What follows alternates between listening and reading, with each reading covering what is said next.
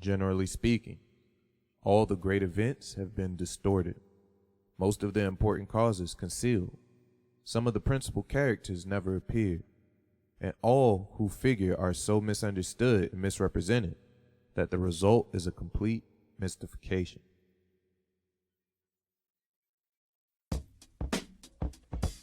So, who is a so-called black man? And what is the so-called black man? And where does the so-called black man come from? Africa?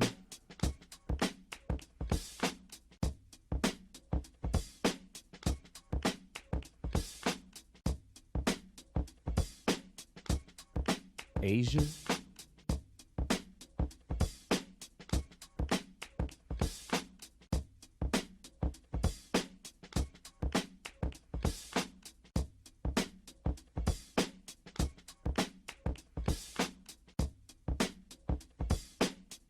Europe?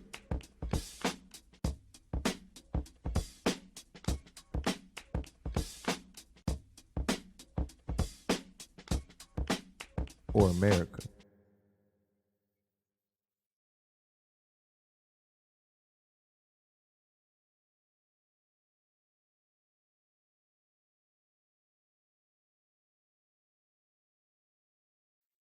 According to mainstream history, there are no connections with the New World, quote unquote, to the continents prior to the expedition of Columbus in 1492, and each one of the major civilizations of antiquity grew individually, and in the case of the Americas, in complete isolation.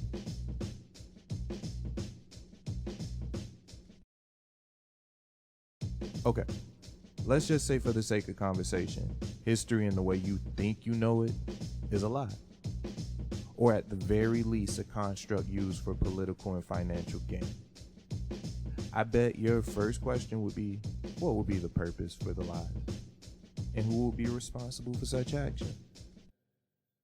As crazy as this may sound, there may be some truth to this idea. For centuries, scholars, astrologers, and historians alike have combed through the annals of history to better understand the origins of man. But on this search, many credible minds have discovered discrepancies, if not blatant lies, in our modern chronology. From John Hardwin to Sir Isaac Newton, to more recently Anatoly Fomenko, one thing could be said: history is written by victors.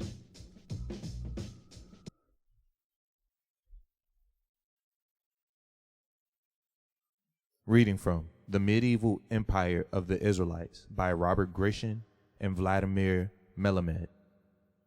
In William Shakespeare's tragedy, Othello, there is a riddle. What religion does Othello profess? Desdemona says directly, "By heaven, you do me wrong, as I am a Christian." But here the frank and honest Othello seems to be hiding something. It is assumed today that he, a black-skinned Moor, must be a Muslim, or at the least a descendant of Muslims. According to traditional history, there really is no other alternative. Othello, before he ends his life in suicide, recalls and says besides that in Aleppo once, where a malignant and a turbaned Turk beat a Venetian, introduced the state, and I took by the throat the circumcised dog, and smote him thus, and stabs himself. That is, according to contemporary ideas, Islam must already have been in the world, since some kind of circumcised dog and a turban have fought with the Venetian in Aleppo. Meanwhile, still rather recently, in historical time, the military personnel of many countries have worn turbans, and circumcision, as it will be shown in our book, it is most complex phenomenon, one characteristic of a definite stage in all of human culture. Thus, it is impossible to understand who Othello is in terms of faith, and is not clear why he calls the Turk a dog. But it is not worth accusing Shakespeare of a mistake. Not only he, but also the English in general up to the 17th century did not mention anywhere in written sources the words Muslim, Islam, Quran, minaret, Muzin, Hijra, Kaaba. The full significance of this is that they did not know anything of them. But, as you know, the sons of Albion had already visited the corners of the globe and would have known of these if they had existed. These words clearly were unknown to Shakespeare, as well as to both Francis Bacon and other great Englishmen of that era. It goes on to read, scientific facts are collected and that prove that, up until now, the predominant historical conception has been utopian. It was built on false premises by means of an artificially constructed chronology. A multitude of evidence points to the fact that all ancient manuscripts are literary works of the 15th and 16th centuries, and that there was never in reality any ancient Rome and Greece, as history teaches us. We have collected the conclusions of dozens of scientists from various countries that most ancient monuments of mankind, the pyramids of Egypt, were erected in the periods between the 11th and 18th centuries of our own era.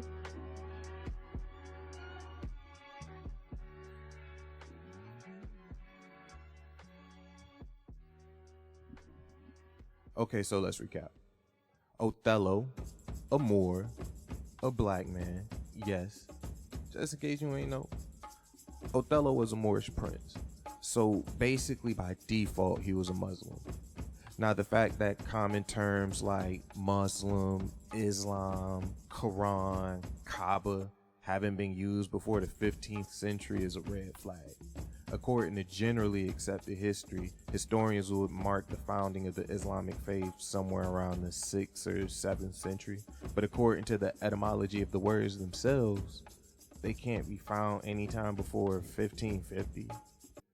Now, the reason that this is a problem because this would bring a few things into question.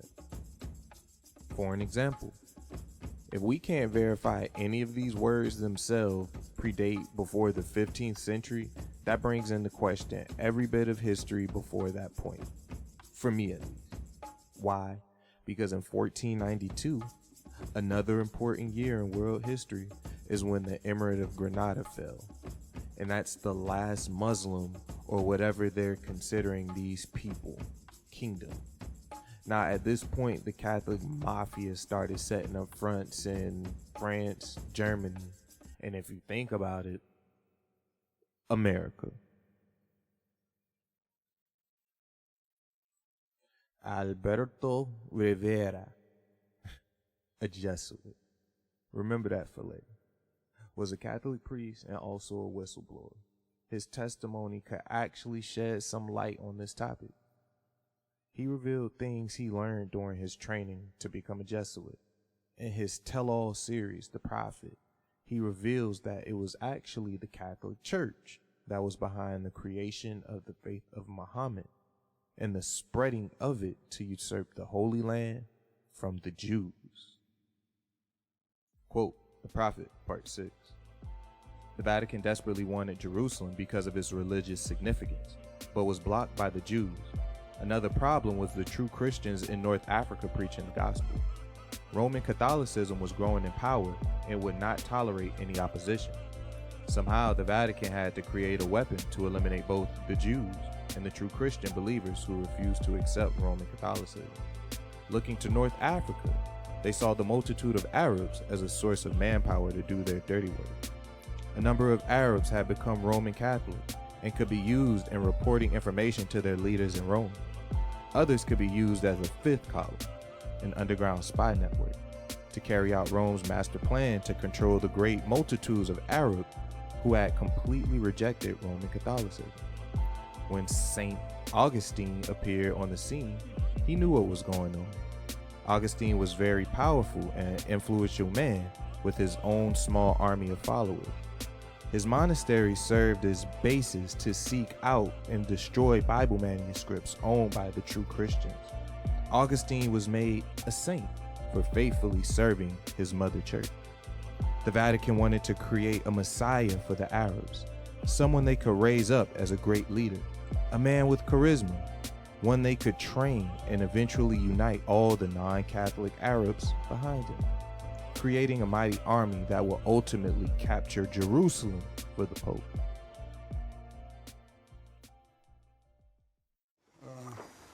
Возьмите вот это вот. Значит, это знаменитая, так называемая Пейтингерова карта, считается созданной в античном Риме во II веке нашей эры. Это такое длинное полотнище, на котором изображен мир античный, считается на эпоху II века нашей эры. Вот так это выглядит. Это все вытянуто. Раньше моря рисовали в виде рек. Поэтому вся Евразия вместо квадратного изображения превратилась вот в такую, в полосочку. А вот в центре, вон там помечен маркер, в центре Стамбул, проливы, вот там, где вот стоит такая желтая, видна желтая метка. Там Стамбул. Вот мы говорили с вами о Йоросе, о Бейкосе. И вот там, на месте Бейкоса, где на современных картах написан город Бейкос, стоит совсем другое название. Называется Хрисополь, то есть город Христа. Это есть такое косвенное подтверждение того факта, что эта карта, она, конечно, сделана не в II веке нашей эры, а где-то в веке в XVI нашей эре. Люди еще помнили многие из подлинных старых названий. Потому что потом вот можете подойти и увидеть, повторяю, на месте горы Бейкос, город Хрисополь, то есть город Христа. Okay, so that was Anatoly Fomenko, a respected philologist, mathematician, and topology. Basically, what he just said was the Pinkerton map, which is dated somewhere around the 2nd century AD, allegedly, is basically fake. You can tell this because the name Christopolis was given to the city in the Middle Ages. So that would leave you to question, how would that name be on a map from the 2nd century?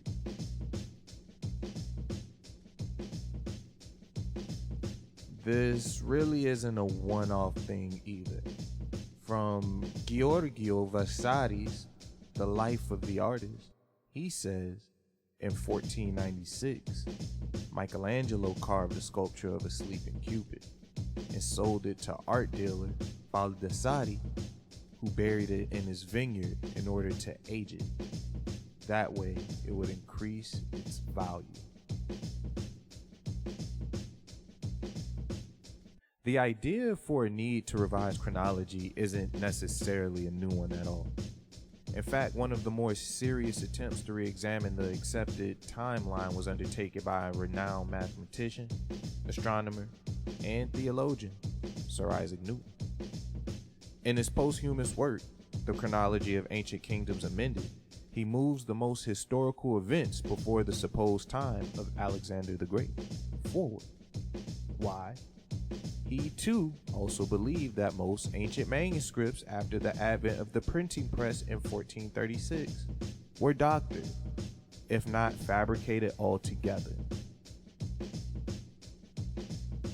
The Chronology of Ancient Kingdoms Amended provides a detailed argument using astronomical evidence to show that Scaliger and Petavius had erroneously created entire periods of Babylonian, Egyptian, and Greek history that never actually occurred.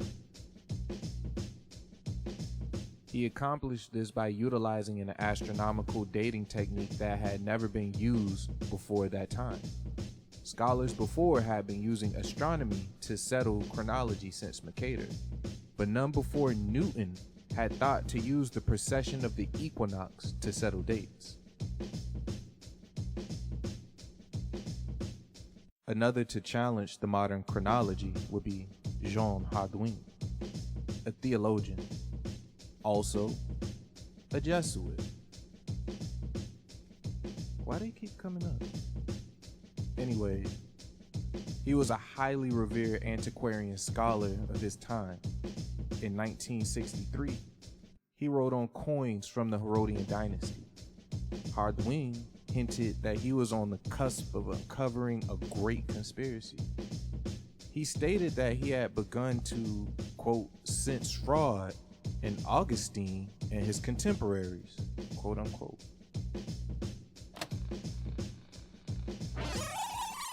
Didn't Alberto Rivera, the Jesuit, say the same thing? From Prolegomena on the censorship of the writers of antiquity, it is my intention, Hardwin wrote, to show that all writings which are commonly thought to be old are in fact suppositions and the fabrication of an unprincipled crew of literary men. In brief, Hardwin believed that the works of antiquity, including both the writings of many Greek and Roman authors, as well as the texts of the church fathers, had been fabricated by a secret cabal of atheists in the 14th century. So, let me ask a question. What does anything we just went over got anything to do with Black history? And who are the Jesuits? And who overthrew the Moors in Europe? And why are they lying about our history?